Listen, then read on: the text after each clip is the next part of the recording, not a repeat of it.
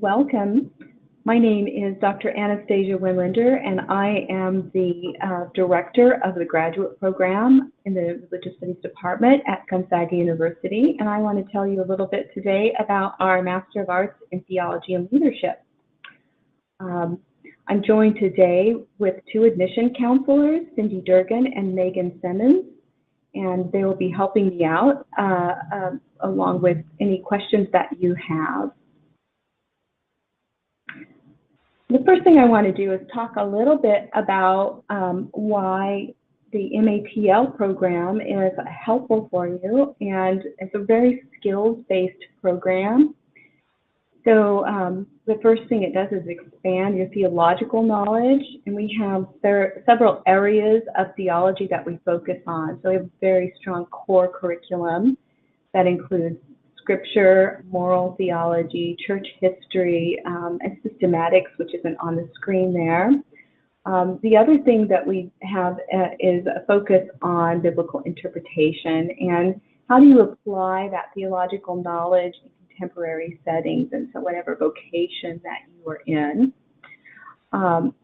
We'll talk a little bit later about the Jesuit education, but discernment is really important to us here at Gonzaga, and because we have moral theology, we stress moral discernment, and we put that in the context of leadership. As I said before, we'll talk a little bit more about Ignatian education, but we also talk about spirituality, and we talk about the challenges that you might face in our modern day society. We look at communication across different audiences, knowing that everyone has different people that they interact with.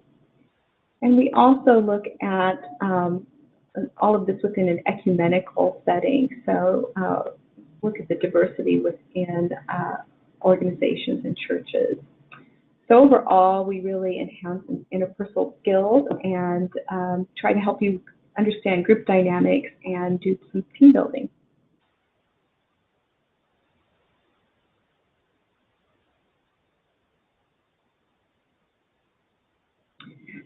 So one of the questions I'm sure everyone asks is, what are the job opportunities? What can you do with this kind of degree? And we focus on two different areas, ministry and mission. And of course, those are interrelated, so they're not really separate at all.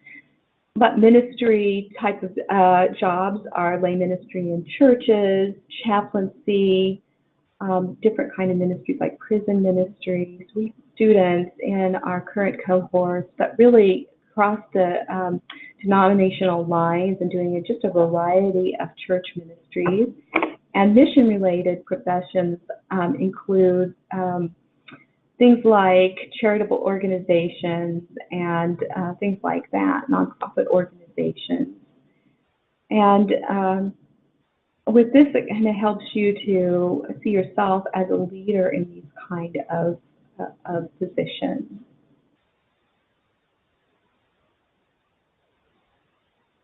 So according to some of the statistics that we found when we were setting up this program is that 8% of Americans have an advanced degree, so that sets you apart if you have a master's degree. And of course, it's not something that we could guarantee, but the average pay difference for professionals with a master's degree versus a bachelor's degree is about $12,000 for a year.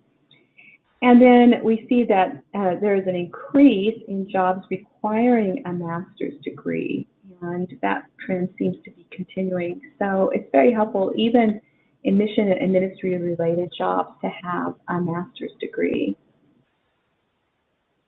So I'll talk a little bit more about our specific program.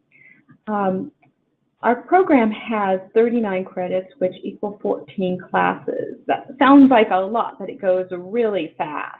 I can tell you that from the cohorts that we have working with now. We have a very strong core curriculum, and that curriculum is really focused on theological knowledge. So it's very much like the kind of programs you get in academic master's programs, with 10 core courses spanning the theological disciplines, and that makes up 27 of those credits. We have 2 what are called elective courses, but they're not really elective courses. They're really more special topics courses, and one of those is a contemporary issues course and another course in faith in dialogue. And those really help us to take all of that stuff that we learn in the core courses and focus on how it's applied in the real world, especially challenges that students might be dealing with today. In addition to that, because we have a leadership focus, we have you take 2 organizational leadership courses, and there's a number of options that you have for that. So there's a lot of different courses that you can choose to take. Those are really where the electives come in, and that'll depend on what your interest is and what might help you the most in your career. The structure of our program is really interesting and unique in that you actually only take 1 class at a time, and you take 2 classes in the semester. You'll be also taking some coursework in the summer. But what we do is divide the regular academic semester into 2, so you have 2 8-week courses. And this helps you to be able to focus on just 1 topic at a time and work with 1 professor at a time. So you can get much more in-depth and really just hone in on what you're working on at the time. So this is really designed for people who have jobs, have families, have a regular life. The courses are offered online, and you actually get through the program in 2 academic years and then 1 additional semester. And in that last semester, it's really focused on kind of finishing up, and you have a really great capstone course called Ignatian Spirituality, and then you work on your thesis and work together so that you actually are supporting each other through that process. In addition to the coursework, you have 2 really intensive immersions on campus, and these are really something that sets our program apart from everything else. This is a place where you really bond with each other. You get to come on campus and spend time one-on-one with faculty members and with each other. We do this almost in a retreat style so that you are eating together and doing a lot of community building. We also bring in your second year leaders from the community that you get to see how their actual work is, and you get to work one-on-one with them. You get to work with faculty members who have the same interests as you, and we have ministry leadership. We really try to have those immersions be something that you take back with you and are able to apply in your daily life.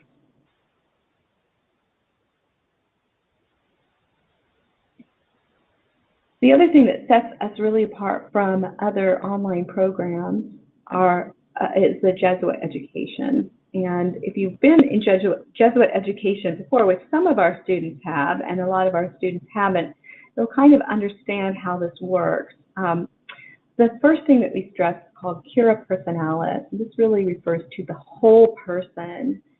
So we're not just interested in your intellectual development, but also spiritual, emotional, and also physical. So while we remain academically rigorous, we're really focused on you as a person. And often this is referred to as student-focused teaching. So how is it that you can grow as a whole person? And this really requires us to have small class sizes, and we actually have a cohort model. So you're going to be with the same people over the course of the program, and it's very intimate and personalized setting. So the minute that you start your application process till the minute you walk down the aisle to get your diploma and say goodbye to everybody, we're here with you. Another thing that you see a lot of when you think about Jesuit education is the idea of companioning each other. So we look at each other as companions. And And this is something that really grows out of a very long tradition, both on campus and here at Gonzaga, we've had a long tradition on online education. So we've been doing online education for a long time, even though in theology, this is something that's relatively new and innovative. So some of the values of a Gonzaga degree, in addition to being a Jesuit university, is that it's a pretty prestigious private university. We have 130 years of tradition, and it's something that we really take a lot of pride in. And when you meet other people who've been to Gonzaga, you'll hear that over and over again. It's really something that employers recognize, and of course everybody recognizes basketball, so you at least have that one thing that everyone really immediately can say, oh, basketball, but also educationally. I mentioned before that Gonzaga is really expert in delivering online education. They've been doing it for a long time. They've been really on the cutting edge of it, and so really know what you're doing. And I just want to speak from my personal experience working with the virtual campus is that they're there every step of the way, training the teachers as well as students on how to work better online. You also have an extensive alumni network at Gonzaga, and so because it's not only just a private university, but it's a small university, it's a very personal and family-oriented university.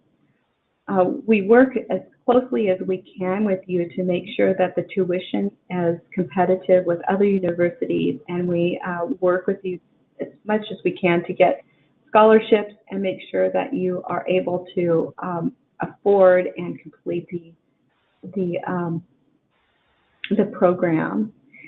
And we also are fairly flexible, and that's part of the brilliance of online education is for the most part, you're able to work on your own. We do have deadlines because you're in a cohort, but we work together and we make sure that we have deadlines that are designed around a working professional.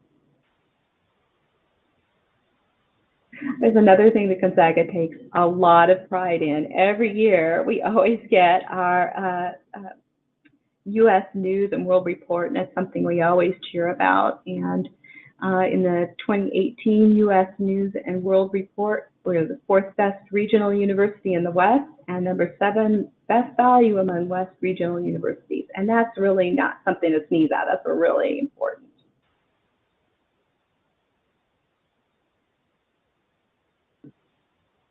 So here's some frequently asked questions that we get, and if you have more, of course, make sure that you type those in.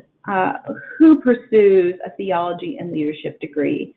We have such a wide variety, which is really great because you get a lot of experience with other students who are doing a lot of really cool and interesting things.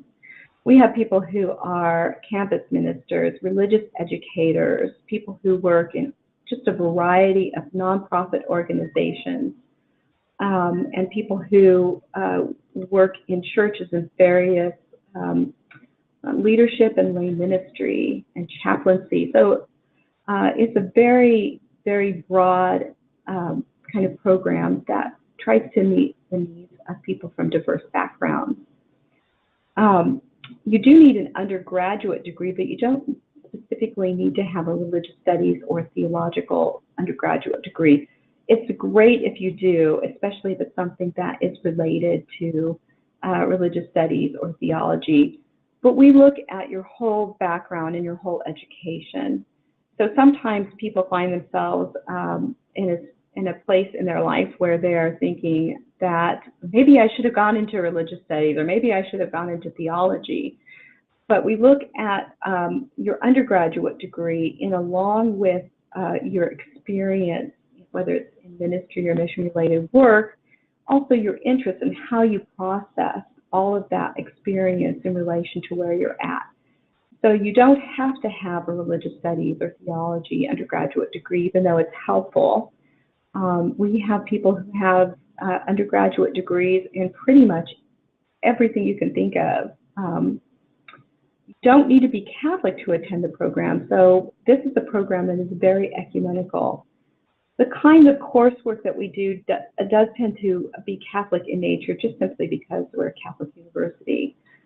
But we also think about Catholic in the really broad terms as inclusivity. So we actually have denominations across the spectrum in Christianity.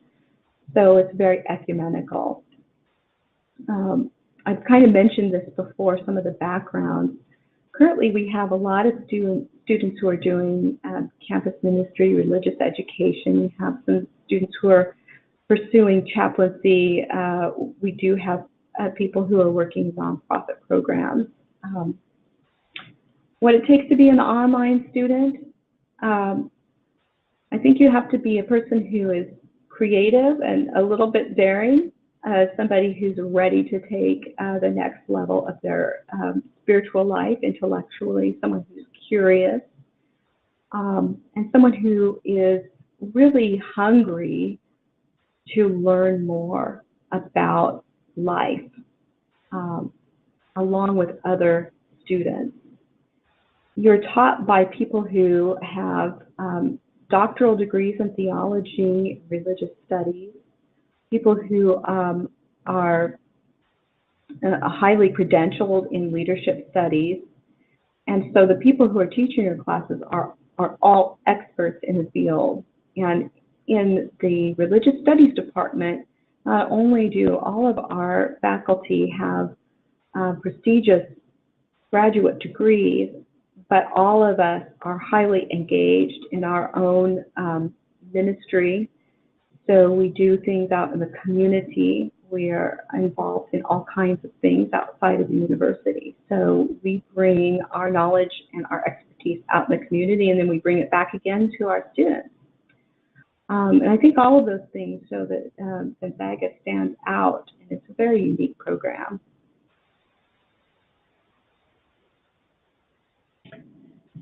So, Dr. Wendlander, I'll just take a couple moments. I'm Cindy. I was introduced in the beginning. I'm an admission counselor. I'm just going to very briefly talk about the online application and the next steps if you're ready to take that.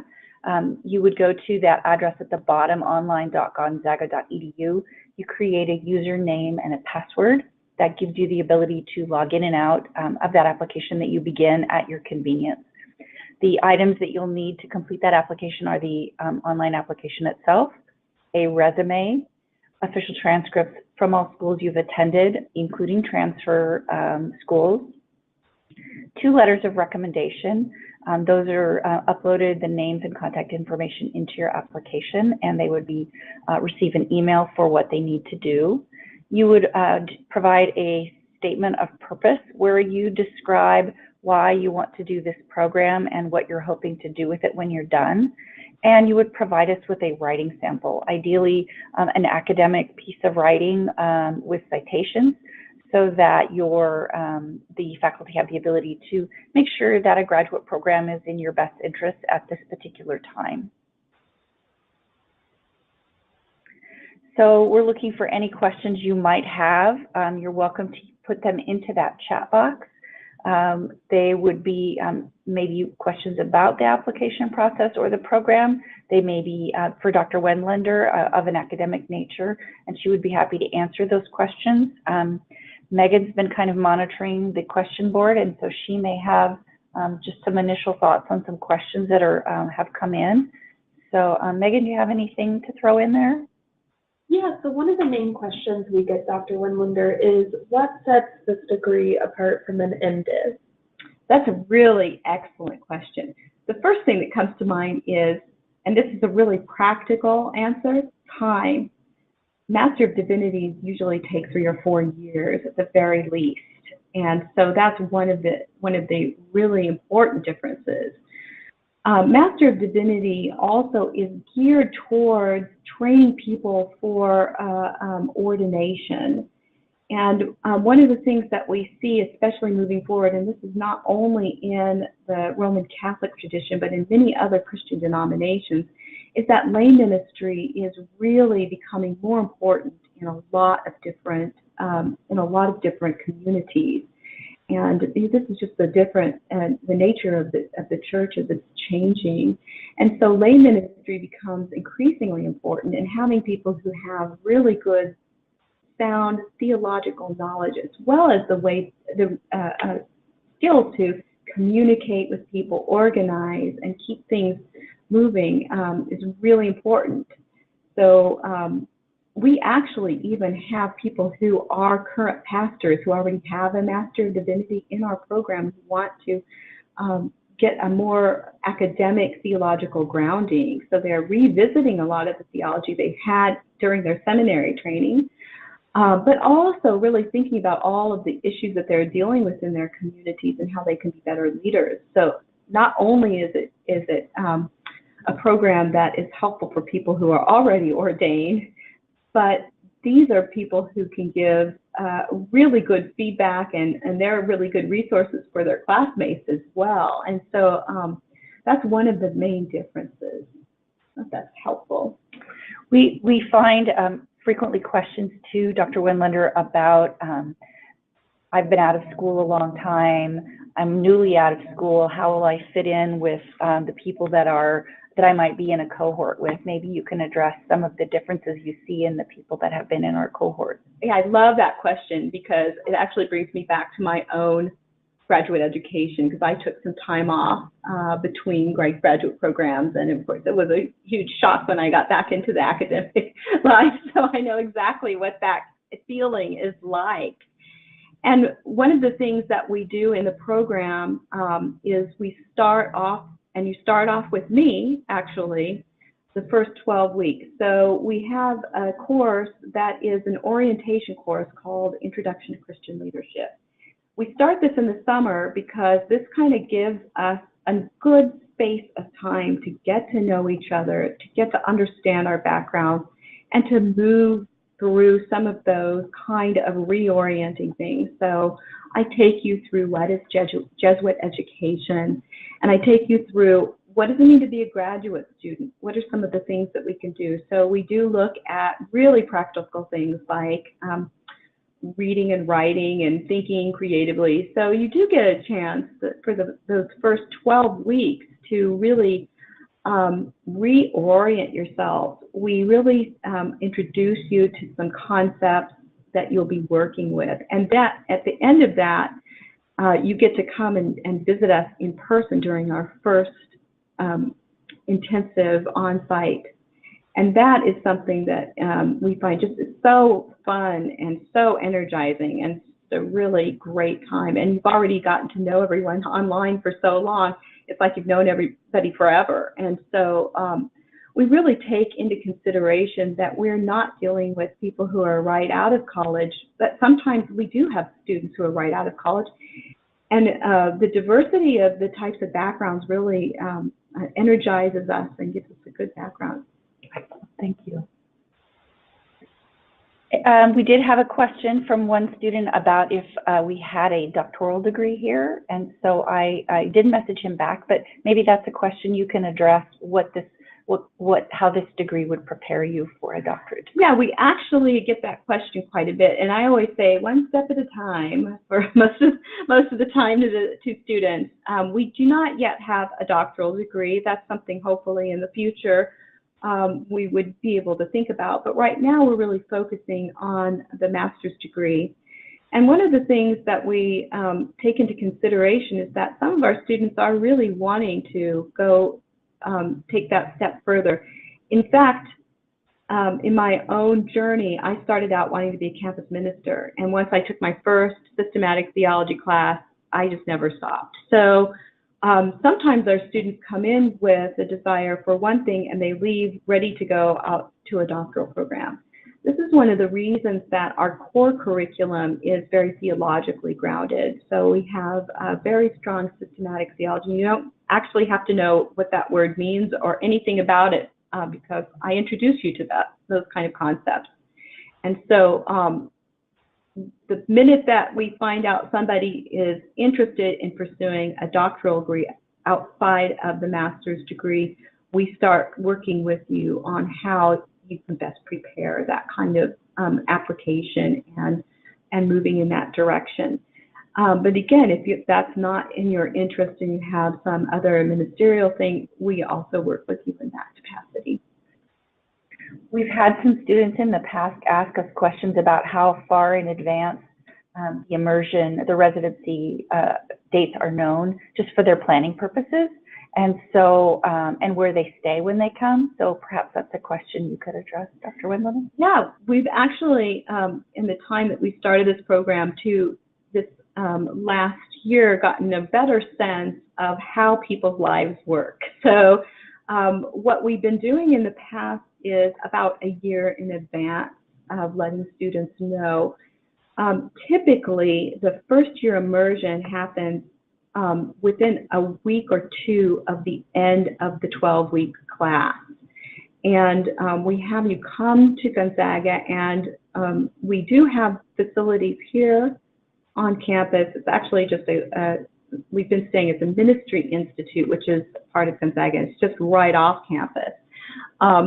You don't have to stay there. We have students who stay at local hotels, and if you haven't been to campus, it's a gorgeous area, by the way. Spokane is beautiful. We have a lot of hotels that are right by campus, but we also have on campus housing, and we have the Ministry Institute, and those are very reasonably priced. So the first cohort usually comes in mid-August, around mid-August for 3 days. During the second year, we've had students come in late July. It's possible that that may change slightly in the future, but we try to make sure that we let students know about a year in advance, especially if someone starts asking us and we get that pinned down. So we have a question regarding software that's used for our online classes. So that would be our Blackboard format. It's pretty universal, and students who've taken undergraduate classes online are probably familiar with Blackboard.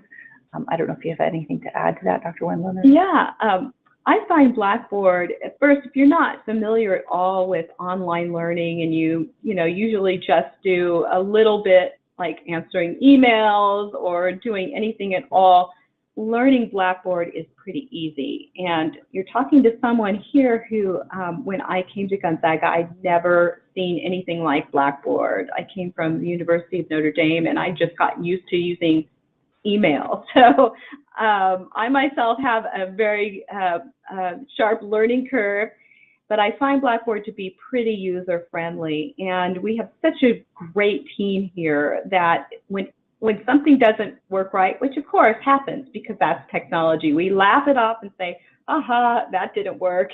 We find someone to help us out, and we get it done. And so in terms of learning how to use our Blackboard format, we have people here to train you initially in anything that you need to know. We really understand that everybody has a different approach, and we have different abilities, technically speaking. And so as long as you have the desire to do the program, we're here to help you do the technology. And yes, absolutely things are going to go wrong. So when things don't go wrong, we're like, yay, that was great. And when they do, we work together to work it out. And so it's not really a big deal. We learn as we go a lot of times, but there's many people here to support you with the technology.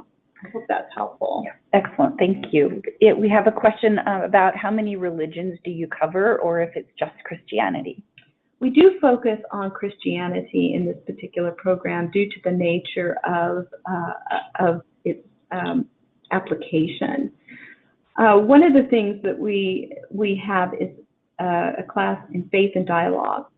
The way that I've taught this in the past is through ecumenical dialogue, but it always touches on how do we engage with other religious traditions. And there are several courses like contemporary issues and also moral theology and some of the others that are going to touch base with that. If you have an interest in that and articulate that, then we try to work that kind of interest into the curriculum. We don't currently offer a course in interreligious dialogue simply because it's not something that usually is a day-to-day practical issue for most of our students. But again, we look at what our students are interested in and try to work that in as at least part of the curriculum. So it looks like we have a question here also. As to Notre Dame, I've taken some theology classes through their STEP online. How is their learning different from what Gonzaga, since they are Holy Cross? Oh, that's a really great question, and yay, Notre Dame! I still have a soft place in my heart for them. However, I have crossed over to the Jesuit side, and in terms of religiously, it's not going to be different, in terms of anything Roman Catholic or anything like that. I would say that Ignatian education, which is something that would be more prominent at Gonzaga, really starts and ends with the student as the focus.